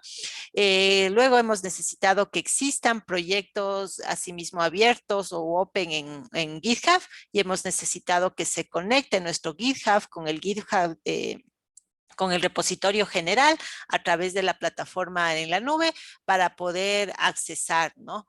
Entonces, todo eso es infraestructura y entonces tiene que ser gestionado, sea que lo hagas localmente, distribuidamente o en la nube, tiene que estar en pie, tanto hardware como software base, ambiente integrado de desarrollo, herramientas de testing como el mismo Sonar Cloud, etcétera, ¿no? Acceso a base de datos, al gestor de base de datos, todo eso son temas de infraestructura que la organización tiene que tener en pie y debe haber algún administrador o gestor de todos esos elementos, ¿no? Luego tenemos la gestión de portafolio. Una empresa no maneja un proyecto solito a la vez. Para poder subsistir tiene que manejar varios proyectos y ese conjunto de proyectos, cada cual en su propio estado, unos estarán al inicio, otros a la mitad, otros ya por cerrar, otros cerrados. Todos esos conforman el portafolio de proyectos de la organización y ese también debe ser gestionado. Aquí una de las cosas principales es la designación de los jefes de proyecto, en nuestro caso los POs, los Product Owner, ¿no? Entonces, si yo tengo que tomar la decisión para 3 proyectos que voy a llevar en paralelo, ¿a quién le pongo de Product Owner, por ejemplo, en cada proyecto? ¿Cómo divido mi equipo de trabajo? Mi nómina, ¿no? Mi personal más bien de la organización en equipos de trabajo para todos los proyectos. Entonces, todos esos son temas de portafolio. Luego, la gestión de recursos humanos. Como soy una empresa, yo necesito contratar gente. A veces necesito despedir gente. A la gente que la tengo contratada le tengo que dar capacitaciones. A veces las personas se enferman, tengo que darles permiso, etcétera, ¿no? Entonces, todo eso es gestión de recursos humanos y es parte de, porque va a pasar. En todo proyecto, por más chiquito que sea, van a haber cuestiones de recursos humanos que tengan que ser solventadas. El proceso de gestión de calidad, que le armas, por ejemplo, con la ISO 9001 o la 90.000-3, tienes que tener un proceso de gestión en pie y alguien a cargo. Y finalmente, el proceso de gestión de conocimiento, que es básicamente antes de que las personas renuncien o se vayan a otros lados, todo lo que ellos han aprendido, claro, se lo llevan en su cabeza, pero también que se quede en la organización. Entonces hay que buscar maneras de pasar del conocimiento tácito que está en las mentes de las personas a un conocimiento explícito organizacional que puede ser heredado a las nuevas generaciones de empleados. Entonces, todo eso es organizacional. Siguiente grupo, un poquito más grande, el grupo de gestión técnica. Entonces, estos ya son temas técnicos, pero siguen siendo del lado administrativo. Y son temas en que hemos venido trabajando bastante hasta ahora en nuestro proyecto, ¿no? Por ejemplo, la planificación del proyecto. Ahorita acabamos de cerrar la planificación del primer sprint. temas de control y evaluación del proyecto. Entonces en esto está trabajando David y cada uno de ustedes a través del Time Tracker para seguir el tiempo que están invirtiendo cada uno en el proyecto. A través de los entregables, nosotros hemos revisado los murales de cada equipo y desde hoy vamos a empezar a revisar en Jira las historias de usuario para darles cualquier retroalimentación que las puedan mejorar si es del caso, etcétera, ¿no? Todo eso es control y evaluación del proyecto. Gestión de decisiones. Entonces, si algún rato hay algún problema y se debe tomar una decisión, tiene que haber un proceso para hacerlo. Gestión de riesgos, de la misma manera. La gestión de la configuración, nosotros lo vamos a resolver a través del GitHub. Entonces, ahí vamos a tener el repositorio de todos los entregables del proyecto, no solamente los entregables tipo código, sino también documentos y demás archivos que necesitemos versionar, ¿no? La gestión, el proceso de gestión de información en general, proceso de métricas. Ahorita en SonarQube acabamos de ver un buen conjunto de métricas que se calculan automáticamente cuando se utiliza la herramienta. Y en el segundo bimestre vamos a tener un capítulo de métricas y vamos a aplicar unas métricas adicionales en los productos ya construidos. Y gestión de el proceso de aseguramiento de la calidad, ¿no? Hay dos maneras de usar el SonarQube. La una es justo antes de salir a producción para que me dé el Quality Gate pasado y decir, sí, ya pasé y salgo a producción. Pero lo más seguro es que te dé fallido y te diga, mira todos los bugs, mira todas las vulnerabilidades, mira todo el código duplicado. Y te dé el estimado, te va a topar N días mejorar todo esto, ¿no? Eso sería usarlo a post-mortem, después de que esté el proyecto listo, usarlo en control de calidad. La idea y lo más inteligente, como hemos visto en los capítulos introductorios, es de hacer no control, sino mejor aseguramiento. Entonces, por eso es que aquí estamos diciendo, a ver, nosotros vamos a usar SonarQube conforme vamos haciendo el código. Entonces yo avanzo en el código y aunque tenga un código a medias, porque el SonarQube no necesita que tengas un código ejecutable completo, entonces el código a medias que tengo ya le puedo mandar el SonarQube para ver qué me va mostrando y para irlo corrigiendo. Entonces eso es aseguramiento de la calidad durante el desarrollo, no después de haber terminado de codificar. Entonces todos esos son procesos técnicos, pero siguen siendo de gestión. Y ahora sí, en la sección de procesos técnicos como tal, se cubren los procesos típicos de ingeniería de software, ¿no? Entonces, análisis del negocio, la definición de las necesidades de los stakeholders, la definición de los requerimientos, que es lo que hicimos ahorita a través de historias de usuario. Y aquí lo que ustedes van a hacer en este release, ¿no? Definir una arquitectura, definir diseños, diseño de base de datos, diseño de interfaces. Bueno, hay un proceso de análisis de sistemas, después te pide hacer la implementación, donde ya vendría el tema de la codificación. Separado, ¿no? Cada desarrollador codifica un pedazo, luego el proceso de integración, todo se une, procesos de verificación, hacer pruebas internas nuestras, proceso de transición, que sería dejarle listo para que pueda salir a producción y antes de salir de producción, proceso de validación con usuarios finales. Hecha la validación, sale a operación. Apenas sale a operación, entra en mantenimiento y algún día se deberá tomar la decisión de disposal o retiro del producto, ¿no? Entonces, como ustedes ven, aquí hemos visto de manera súper rápida las principales etapas por las que pasa un producto de software. Cuando es un producto grande que parte de un análisis de la misión y que incluye un análisis no solamente del software, sino del sistema. Como ustedes ven acá, cuando se habla de requerimientos, se habla de los requerimientos del software y también del sistema al que pertenece ese software. Y acá se hace un análisis de sistema antes de proceder a la implementación. Entonces yo reviso el bosque antes de construir mi árbol. Esa es básicamente la idea que tiene la 12207 para plantear proyectos de desarrollo complejos, ¿no? Esta norma, como nació en el siglo pasado, estaba orientado a temas prescriptivos, sobre todo, ¿no? A las metodologías anteriores, a los modelos ágiles. Y es por eso que nosotros recomendamos más bien la utilización de una norma paralela que se llama la 29110. Entonces, la 29110 es una familia de normas igual que la 25000 y en pantalla estábamos viendo la parte 511 que como ustedes ven, la familia en general se denomina Ingeniería de Software, Ciclos de Vida para Very Small Entities, BSS o entidades muy pequeñas. Entonces se define la diferencia entre el 12207 y el 29110 está en el hecho de que este que estamos viendo está planteado para lo que somos nosotros, ¿no? Equipos muy pequeños de trabajo, con pocos recursos, con poco tiempo, que prefieren usar agilismo, etcétera, ¿no? Entonces, en este caso, se vuelve mucho más sencillo. De hecho, de este montón de procesos divididos en 4 tipos, de la 12207 se pasa a solamente 2. Entonces dice, a ver, simplifiquemos las cosas, hagámoslo más ágil, tomemos en cuenta que hay equipos muy pequeños con poco presupuesto y poco tiempo, entonces no nos compliquemos la vida. Un cliente nos plantea un trabajo. Este trabajo es la entrada para empezar el proceso de gestionar el proyecto, es decir, la parte administrativa. En paralelo, mientras yo voy haciendo la parte administrativa del proyecto, voy haciendo la parte técnica que se llama Software Implementation. Y al final, con la combinación de lo administrativo con lo técnico, yo daré como resultado un producto de software que entregaré con toda su configuración. Entonces, esta es la idea de la 29110. Ahora, tanto gestión de proyecto como implementación de software tienen subtareas, ¿no? Entonces, en este gráfico que tenemos acá, vemos en azul las subtareas de la parte administrativa y en verde las subtareas de la parte de gestión.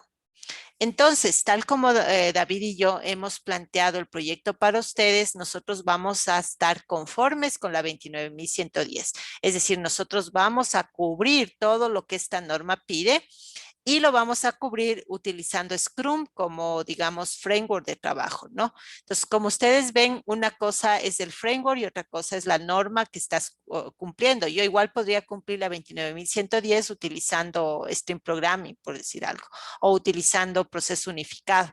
Entonces, o utilizando cualquier otro tipo de modelo ágil, ¿no?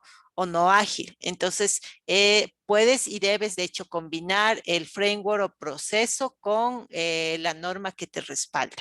Entonces, acá vamos a ver rápidamente el cuento de lo que vamos a hacer, pero desde lo que pide la 29110, ¿no? Entonces, aquí está un cliente que te define un trabajo. Entonces, la AEIS quiere que hagamos este producto colaborativo para los estudiantes de la facultad, ¿no?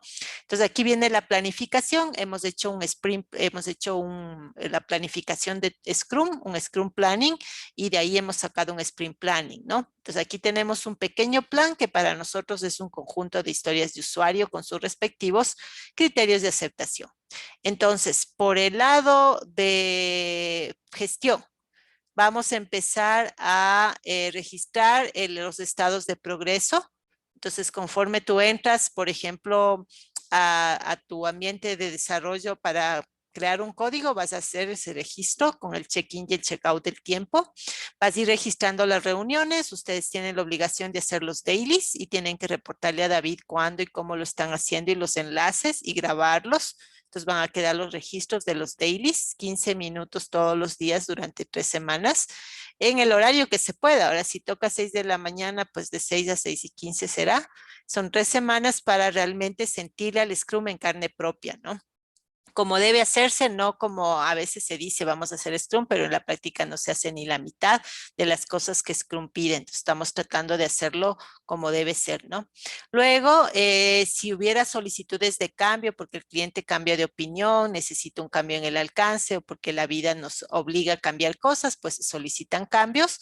Se hacen registros de las correcciones conforme hagamos pruebas y encontremos bugs o vulnerabilidades, tenemos que hacer retrabajo y entonces se va registrando eso, ¿no? Entonces, todo esto permite ir llevando la ejecución del proyecto, registrando la ejecución y ir evaluando y controlando el proyecto. Entonces, ustedes van registrando la ejecución y David y yo vamos evaluando y controlando. Entonces, todo esto vamos a hacer hasta que al final de las 3 semanas demos por cerrado, en nuestro caso, el primer sprint y dependiendo de los resultados del primer sprint, decidiremos si nos lanzamos un segundo sprint o no.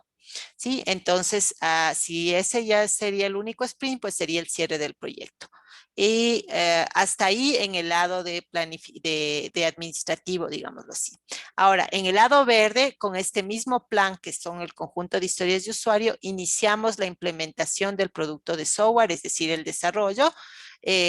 Hay que hacer un análisis más detallado de cada historia, o sea, si a ti ya te toca la historia X, pues ya te toca entrar con lupa a ver qué nomás pides historia. En base a eso, tú mismo arquitecturas y diseñas la solución. Una vez que tienes ese diseño, procedes a la codificación. No se lancen directo a codificar. Recuerden que es importante prototipar diseños, ¿no? De la base de datos, de los algoritmos, de las interfaces, etcétera, ¿no? Entonces, cuando tengas ese diseño, construyes. Y mientras construyes, vas probando, vas usando SonarQube. Luego, cuando ya integren, pues habrá más pruebas de tipo pruebas generales de funcionalidad y de pruebas de seguridad como mínimo. Y una vez que al final de la tercera semana, según ustedes, ya esté listo, le pondrán a consideración de un grupo de usuarios para pruebas de aceptación. Y entonces, si esos usuarios dicen sí, ya estamos conformes, pueden entregar el producto a través de entregar la configuración completa en GitHub, con lo cual procederíamos, si es que este fuera el único sprint, a cerrar el proyecto. Entonces, como ustedes ven, esta norma nos da una visión mucho más concreta, mucho más corta del ciclo de vida a través de reducirlo a las actividades más importantes. El ciclo de vida siempre se va a ver medio estilo cascada, ¿no? Porque el ciclo de vida no te refleja paralelismos, aunque estos existen, porque obviamente ustedes van a estar dando vueltas entre, por ejemplo, diseño, construcción y pruebas, ¿no? De hecho, al mismo tiempo, una parte del producto estará en codificación, otra parte del producto estará recién en diseño, otra parte estará ya probándose incluso a nivel de usuario final. Todo esto mientras transcurren las 3 semanas, ¿no? Entonces, no es que tú puedes decir, a ver, el martes a las 9 de la mañana estábamos haciendo solamente diseño, porque no funciona así la vida, ¿no? En realidad todas estas cosas pasan en paralelo. Y entonces la norma no refleja ese paralelismo, solamente refleja las actividades que deben suceder, sin decir que hay un orden en que deban suceder y sin decir tampoco duraciones de esas actividades, ¿no? Ni tampoco las herramientas que puedas utilizar. Por eso es que nosotros estamos haciendo una, digamos, una utilización de la 29110 en el proyecto a través de usar las propuestas que hace Scrum como marco de trabajo. Y entonces, esta es nuestra base normativa por el lado de proceso, ¿sí? Tanto para la gestión del proyecto como para la implementación del software como tal. La otra base normativa que vamos a tener es el tema de las seguridades, que ya vamos a hablar en un ratito. Pero avancemos un poquito más. Entonces, el otro estándar que les quiero presentar hoy, y ahí nos vamos a quedar porque CMMI lo vamos a dejar para la siguiente semana, es el IEEE 730. El IEEE 730 es súper importante porque históricamente fue el primer estándar que existió en toda la historia de la humanidad para temas de software. Y me parece, si la memoria no me falla, que la primera versión del IEEE 730 salió en el año 74. ¿Sí? Obviamente ahora trabajamos con la última versión, que me parece que es del año 2014 o 2018. Ya se lo subo y ahí confirmamos. Y ha pasado obviamente por actualizaciones, pero es interesante notar cómo fue el primer estándar de software que salió a circulación. Y justamente cuando salió se trataba, el título de la norma ahora ha cambiado un poco, pero el nombre original de la norma era norma para la creación de planes de aseguramiento de calidad de software. ¿Sí? Entonces, el primer estándar de software además fue un estándar sobre calidad. cuando podría haber sido sobre muchas cosas, ¿no? De software, sobre código, sobre arquitectura, sobre diseño, sobre pruebas, fue sobre calidad, específicamente sobre aseguramiento de calidad. Entonces, en la norma 730 se define el aseguramiento de la calidad de software, como ya hemos visto antes, como el conjunto de actividades que permiten definir y evaluar la adecuación del proceso de software, del proceso, noten, ¿no? De lo que estamos ahorita trabajando, para proveer evidencia que establezca confidencia de que el proceso de software es apropiado para producir un producto de software de calidad aceptable. Lo que conversábamos el otro día, ¿no? Queremos tener el proceso de mejor calidad posible que nos ayude a obtener el producto de mejor calidad posible para los resultados, para los propósitos intencionados, para un contexto de uso específico, ¿no? Entonces, eso, el aseguramiento de la calidad siempre se hace durante el proceso, con la mira de lograr un mejor producto, el mejor producto posible para los resultados, para el propósito que haya establecido el cliente. Entonces, la 730 tiene varias cláusulas o secciones que se llaman, ya les voy a subir el estándar completo para que lo tengan de referencia. Las primeras tres son genéricas, son generalidades, ¿no? El alcance, el propósito, otras normas que referencia, terminología, y desde la sección 4 empieza lo bueno. La sección 4 describe cómo son los procesos de aseguramiento de calidad y cómo son las actividades de aseguramiento de calidad en general. Y la sección 5 especifica las tareas dentro de cada una de esas actividades. Entonces establece jerarquías de procesos, actividades y tareas. Entonces se tiene 16 actividades divididas en 3 categorías que son las siguientes. Cómo implementar procesos de SQA en la organización, cómo hacer aseguramiento del producto y cómo hacer aseguramiento del proceso. Entonces, volvemos nuevamente a lo que hemos estado diciendo, ¿no? Por un lado, hay que implementar un proceso de calidad. Por otro lado, hay que asegurar la calidad del producto final, pero esa calidad del producto final se logra a través de lograr asegurar la calidad del proceso con que se desarrolla o produce el producto, valga la redundancia. Entonces, la sección 5 describe todas y cada una de las tareas y contiene varios anexos. Uno de ellos es muy importante, el anexo F, habla de cómo implementar la 730 en entornos ágiles. Entonces, ese les recomiendo tenerlo en mente cuando ustedes vayan a trabajar en proyectos reales que sean agilistas y quieran hacer aseguramiento de calidad formal, es decir, utilizando normas. Entonces, usen 730 para planificar el aseguramiento de la calidad basándose en el anexo que habla de cómo implementar en entornos ágiles. Y entonces aquí una captura tomada del libro del aporte de lo que debería ser el índice de un plan de calidad. ¿Sí? Entonces, en una de las secciones, una de las actividades más importantes es la definición del plan. Entonces, en esta definición del plan se deben establecer para este proyecto, porque es un plan proyecto por proyecto, ¿no? ¿Qué actividades, qué salidas y qué tareas se van a hacer? Primero, para asegurar el producto. Entonces, aquí todas las cosas que voy a hacer en la parte del producto, incluyendo las métricas, ¿no? Luego, para asegurar el proceso, igual todas las cosas que voy a hacer para el proceso, incluyendo las métricas y la evaluación de las habilidades y conocimiento del staff. Este punto 525 es justo el que estamos haciendo ahorita con la encuesta que ustedes van a llenar, porque eso nos va a permitir tener la evidencia de que sí se evaluó cuál era el nivel de conocimientos y habilidades del equipo de trabajo a través de sumar los conocimientos y habilidades de cada uno de los miembros. ¿Sí? Entonces, es como que tu experiencia y conocimiento suma al resto de compañeros para tener la experiencia y conocimiento global del equipo que va a llevar adelante el proceso. Y entonces ahí se verán necesidades de capacitación, por ejemplo. Digamos que vamos a programar en Kotlin y ninguno de las personas del equipo sabe Kotlin, entonces eso nos está diciendo a gritos, hay que hacer una capacitación en ese lenguaje antes o de empezar el proyecto o al inicio del proyecto. Entonces, eso se define en la sección 5 y en la sección 6 se ven temas, por ejemplo, de contrato, temas de waivers, que sería temas de excepciones que se pueden hacer, cómo se va a trabajar el tema de los riesgos, cuáles van a ser las estrategias comunicacionales, y este punto 6.7 que es súper importante, el proceso de no conformidad. Si es que el proyecto llega a estar no conforme con alguna de las normas y criterios de calidad establecidos, ¿qué hay que hacer? Entonces, ahí queda definido cuál es el proceso a seguir en caso de que se haya una no conformidad.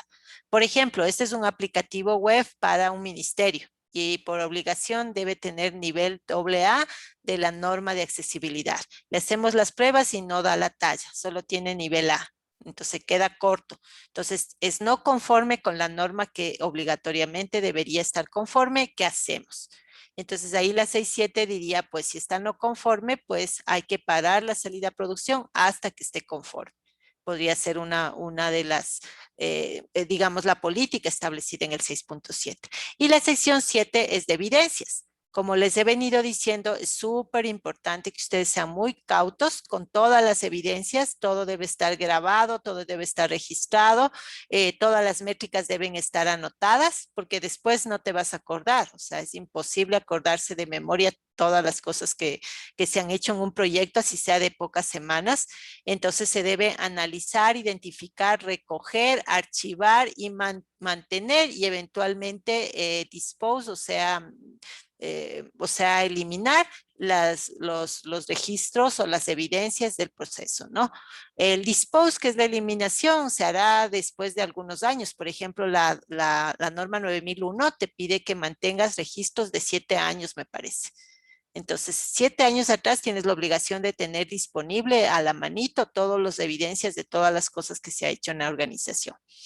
Y cómo van a estar disponibles en la nube, en un repositorio que tienen acceso ciertas personas, etcétera, ¿no? Entonces, todo esto es la parte del plan. Nosotros no hemos escrito un plan como tal porque estamos trabajando en agilismo y el agilismo marca minimizar la cantidad de documentación a lo mínimo indispensable, pero de todas maneras, aunque no lo hemos escrito, tenemos un plan que lo estamos llevando a cabo a través de las indicaciones que David y yo les estamos dando, ¿no? Y estamos tratando de cubrir básicamente todo lo que marca la norma 730, que sería otra de las que estamos cumpliendo. Entonces, como ustedes ven, sí es posible aplicar las normas en proyectos ágiles y con equipos pequeños. Eso es un poco lo que también queremos demostrar. Esta creo es la última diapositiva que vamos a ver hoy porque quiero hablar un poquito del tema de seguridades en este sprint.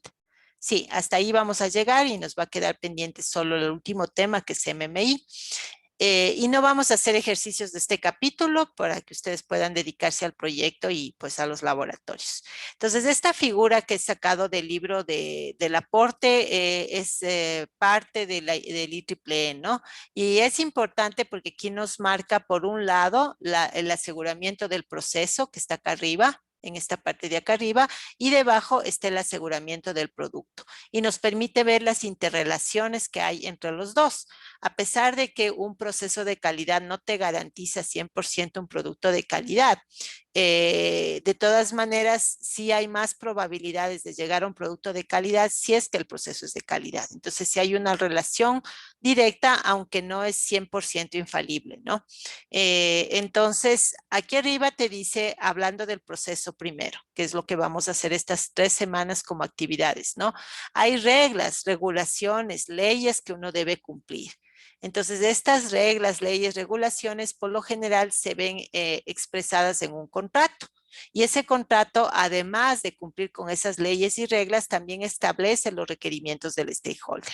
El documento de las 3 especificaciones funcionales es nuestra versión de un contrato, ¿no? Como en este caso no hay platas ni eso, no contiene esos elementos, pero sí contiene el alcance que yo estoy proponiendo como cliente, ¿no? Y con el que tú deberías ser cumplir también, con el que tú deberías ser conforme.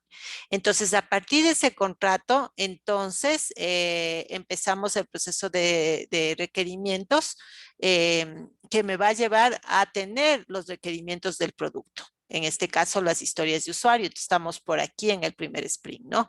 Entonces, hecho ese primer sprint, hecho esa primera versión del alcance, necesitamos planificar.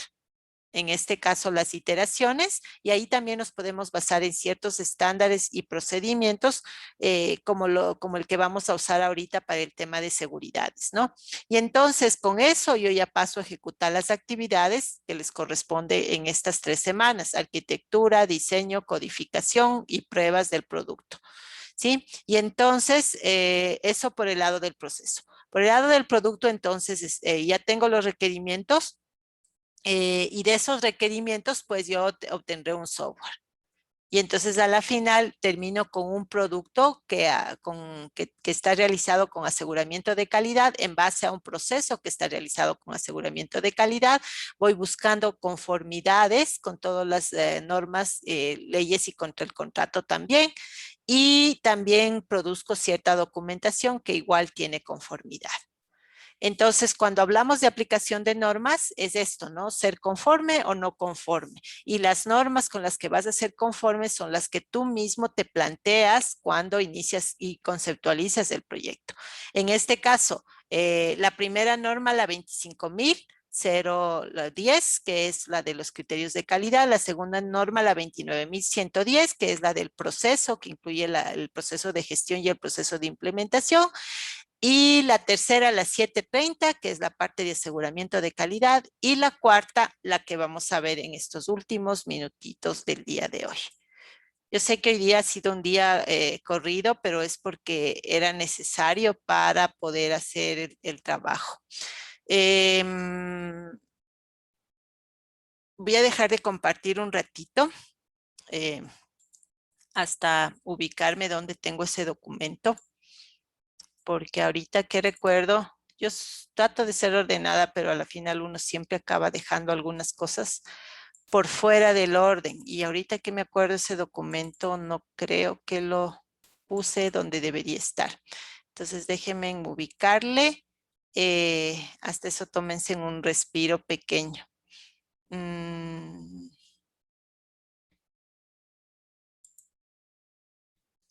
Y ya se los voy a subir al aula, ¿no?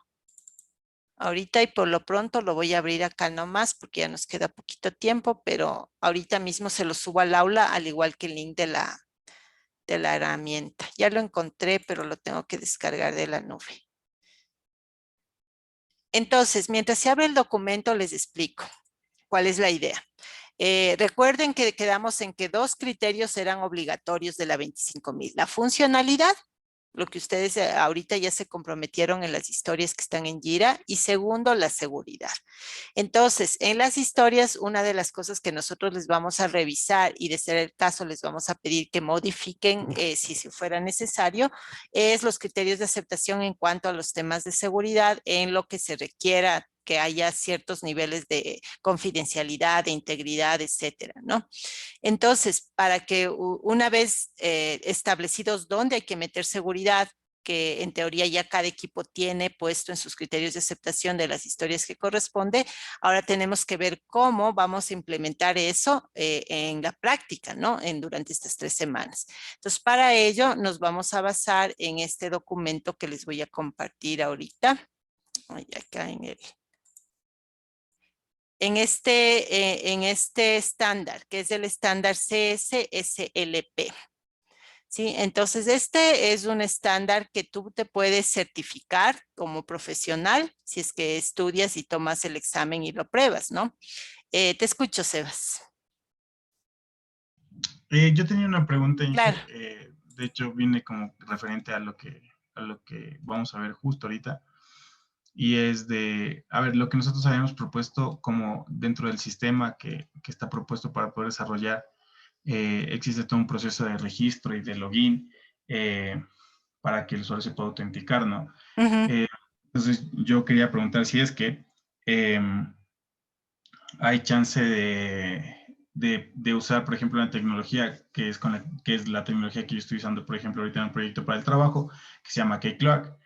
Y lo bueno de esta herramienta, bueno, esta tecnología es que yo puedo crear mis métodos de autenticación y de login y registro a través de esta tecnología, y ellos por detrás se encargan de hacer todo el proceso de la seguridad, de brindarme la seguridad que yo necesito, todas las políticas de seguridad, las políticas de contraseñas, y obviamente yo solo me encargo de, o sea, bueno, no solo porque también es un trabajo bien grande, pero es el hecho de, por ejemplo, revisar ciertas cosas como que sí permito que vaya en los inputs, que sí permito que, o sea, todos los controles que yo voy a necesitar hacer para los registros y para logueo, y obviamente la creación de la base de datos y todo eso. Entonces, mi pregunta va más a ese hecho. ¿También se puede hacer con eso? Porque de cierta manera es útil, se usa en la vida real, y aunque bien es cierto que lo que usted decía, se puede sacar una certificación en esto, también es o sea, también existen herramientas que ya nos permiten utilizar estas implementaciones de seguridad que ya tienen y que obviamente tienen mucha más experiencia. Entonces va a ser como un sistema bien robusto, porque la seguridad que ellos implementan ya es hecha por gente bien pro. Especializada, claro. Claro. Sí, la respuesta es sí, por supuesto. Es válido reusar código que tengas de proyectos anteriores, es válido usar librerías de terceros, es válido usar código open que tú encuentres y consideres que puedes modificar sobre esa base, es válido usar frameworks, es válido todo lo que ustedes quieran y puedan conseguir y usar para sacar el sprint en 3 semanas. A veces lo más ilógico es hacer cosas desde cero, ¿no? Si es que hay una librería que ya hace lo que tú necesitas, pues dale, ¿no? La importas, la configuras, pones tus criterios, la personalizas y estás al otro lado. Como bien dice Sebas, de hecho es así como se trabaja en la vida real, ¿no? Pero por otro lado, también siempre debes tener la habilidad de implementar desde cero cosas customizadas, ¿no? Entonces, por ejemplo, hay ciertos procesos de negocio que son incluso confidenciales de los clientes porque son secretos de la industria que no vas a encontrar en ninguna librería, en ningún lado, ¿no? Y que justamente tu acuerdo con el cliente es mantener esa confidencialidad y escribir un código exclusivo, específico y no abierto para implementar o automatizar esos secretos industriales. Pueden ser de producción, pueden ser también de marketing, etcétera, ¿no? Entonces hay digamos, dentro de la vida laboral hay escenarios de todo un poco, pero sí, es totalmente válido lo que dice Seba, sea esa herramienta o cualquier otra que te ayude a agilizar tu trabajo o librería o framework o capa, lo que quieras, ¿no? De todas maneras, este libro les va a ser útil para guiarse en cómo demostrar, más bien, si se quiere, que tú sí tomaste en cuenta los temas de seguridad en requerimientos, que es el capítulo 2, ahí ustedes van a encontrar un resumen de qué nomás deberías tomar en cuenta al hacer requerimientos. Ese ya estamos un poquito pasados, pero lo vamos a revisar esta semana, si es que es del caso corregir o aumentar cosas. Aquí está en diseño, ¿no? Entonces, como bien decía Seba, está, por ejemplo, si yo voy a diseñar autenticación, hay varias formas, ¿no? Por ejemplo, voy a diseñarlo biométrico, voy a diseñarlo con usuario y password, voy a diseñarlo con CAPTCHA, voy a usar un framework preexistente, voy a usar una librería. Esa es una decisión de diseño. Entonces, si el equipo de Sebas decide utilizar este framework preexistente y pegarlo a su proyecto, eso es una decisión de diseño, ¿sí? Y eso tiene que estar documentado. Luego viene la implementación. Tal vez ellos no vayan a codificar desde cero, pero tal vez ninguno de ustedes, de hecho, vaya a codificar desde cero, porque plugins para hacer autenticación hay un montón en todos los lenguajes, ¿no es cierto? Pero igual vas a tener que hacer cierto tipo de configuraciones, llamadas, etcétera, ¿no? APIs, lo que sea. Entonces, ahí el rato de codificar es importante tomar en cuenta que tú no, por ejemplo, no dejes SQLs vulnerables, código SQL vulnerable, o no hagas llamadas HTTP cuando deberías hacer llamadas HTTPS. Entonces, ese tipo de cosas son temas de codificación, ¿sí? Entonces, aquí en la sección 4 les da ideas de qué cosas deben tomar en cuenta el momento que están codificando para tener software seguro. También lo puedes aplicar a tus productos de tercero, ¿no? Para echar una vista de si lo que te estás bajando, por ejemplo, de un repositorio open que está ahí gratis y te dice si quieres reusa, es código seguro o no. Por lo general los gratuitos tienes el riesgo de que tengan puertas traseras, ¿no? Entonces tú usas por ahorrarte tiempo, pero acabas metiendo vulnerabilidades de seguridad en el producto. Y lo tercero es pruebas, ¿no? Entonces, todas las cosas que están establecidas como criterios de aceptación tienen que ser probados. Entonces, hay pruebas especializadas en temas de software, ¿no? El Secure Software Testing se llama. Entonces, aquí también pueden o revisar a grosso modo.